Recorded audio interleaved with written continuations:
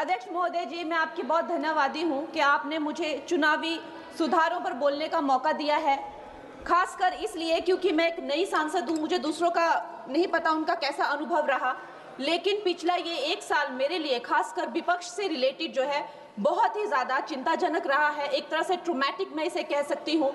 हर दिन इन्होंने यहाँ पे तमाशा किया है, हमारा दिल दहल जाता था इनको देखकर। एसआईआर ये वेल में उतर जाते थे। यहाँ पर इन लोगों ने डराना, धमकाना, धक्का मुक्की, ऐसा कोई इन्होंने किसी तरह की कोई बदतमीजी नहीं है जो एक भी दिन इन्होंने संसद भवन चलने नहीं दिया। हम जनता के प्रतिनिधि हैं, हम यहाँ पर उनकी आवाज लेकर आते हैं, हम कुछ सीखने आते हैं, हम नए सांसद हैं। इन्होंने संसद अगर पिछले 2-3 दिन को छोड़ा जाए तो साल भर शायद ही थोड़ा चलने दिया है। एसआईआर कर करके इन्होंने यहाँ पे तमाशे किए, लेकिन अब जब इनको बोलने की बारी आई एसआईआर पे, तो अध्यक्ष महोदय जी हम देख रहे हैं कि कल leader of opposition Rahul Gandhi ji ने, मुझे लगा क्या खुलासा होगा, हम भी बड़े उत्सुक थे, सारी साल हमने एक ही शब्द सुना है, अब ये क्या ग्रैंड रेवलेशन होगी। लेकिन राहुल गांधी जी जो लीडर ऑफ ऑपोजिशन है, उन्होंने कल जब कहा खादी है, खादी में धागे हैं, धागे में लोग हैं, लोगों के अंदर, उनको जब कहा गया कि आप पॉइंट की बात कीजिए, तो उन्होंने कहा कि मैं अपना फ्रेम कर रहा हूं, मैं अपना आर्गुमेंट फ्रेम कर रहा हूं। और इतनी देर बाद जब वो फ्रेम करके पहुंचे तो ले देकर वो वापस उसी अंतर्राष्ट्रीय मूल की महिला, अध्यक्ष जी मैं एक महिला होने के नाते आपसे रिक्वेस्ट करना चाहती हूं कि every woman is entitled to her dignity. वो अंतर्राष्ट्रीय मूल की है, विदेशी महिला है, लेकिन उन्होंने कितनी बार आकर उन्होंने सोशल मीडिया पे कहा है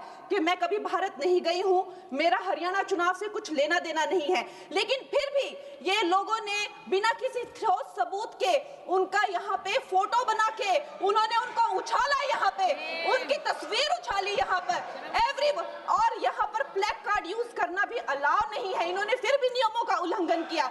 मैं चाहती हूँ सबसे पहले तो मैं इस सदन की तरफ से उन महिला से बहुत ही माफी मांगती हूँ कि इस सदन में बिना कि उनकी आजकल जो पर्सनैलिटी राइट्स का भी एक बहुत बड़ा क्राइम होता है, उसके उपरांत उनका फोटो यहाँ यूज किया गया, मुझे बहुत खेद है। भारतीय संसद की तरफ, संसद भवन की तरफ से हम उनसे माफी मांगते हैं। और ये देखिए महिलाओं का हमेशा ये अपमान करते हैं, लेकिन हमारे प्रधानमंत्री चाहे बेटी बचाओ बेटी पढ़ाओ हो, महिलाओं को शौचालय देने से लेकर, महिलाओं को गैस देने से लेकर, महिलाओं को जो है वो छात्रवृत्ति न जाने कितनी ऐसी योजनाएं हैं। कांग्रेस वालों शायद तुम लोग ये समझ नहीं पा रहे हो, ईवीएम्स हैक नहीं करते हैं प्रधानमंत्री लोगों के दिलों को हैक करते हैं। और ये लोग दुहाई देते हैं कि वो जो पुराने जमाने के दकियानूसी, वो जो चिट कागज पे लिखकर जो मतदान होता था वो सबसे अच्छा था। ये लोग भूल गए वो दिन, आप लोग भूल गए वो दिन। इंदिरा गांधी वर्सेस राज नारायण का केस, उसको जो है इतिहास में The case that shook the nation के नाम से जाना जाता है, उस पर मैंने एक फिल्म भी बनाई हुई है।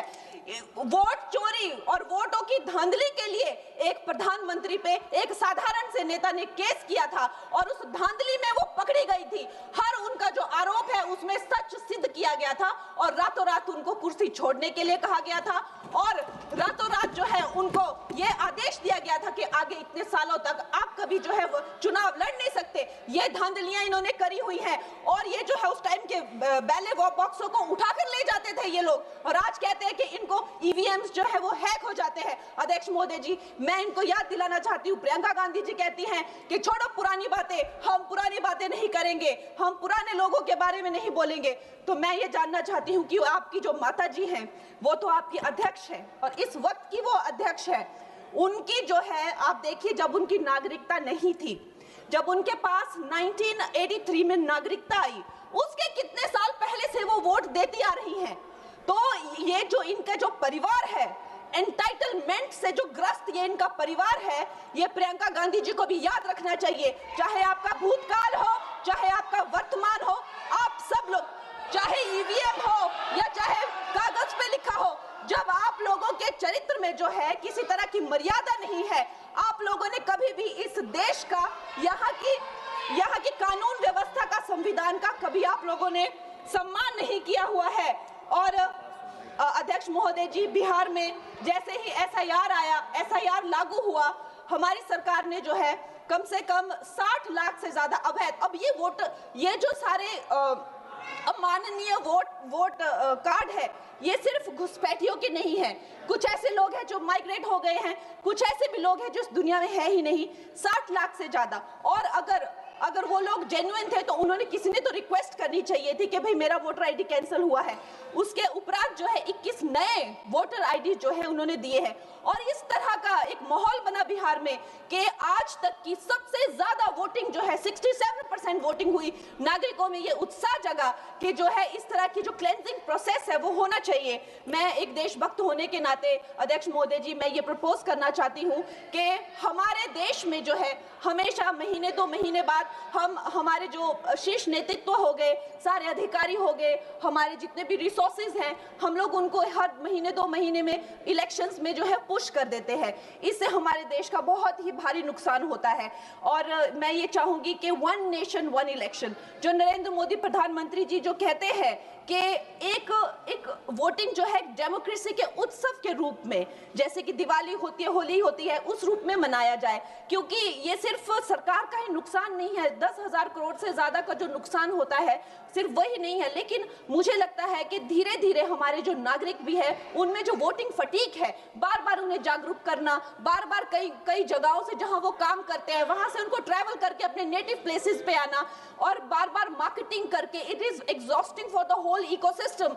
तो मैं ये प्रपोज करना चाहती हूँ कि 1 नेशन 1 इलेक्शन को लाया जाए। और ये जो भी हमें जिस तरह की जो असुविधा होती है हर महीने 2 महीने में इलेक्शंस की, उससे जो है हम बच सकते हैं। जय हिंद। धन्यवाद जी।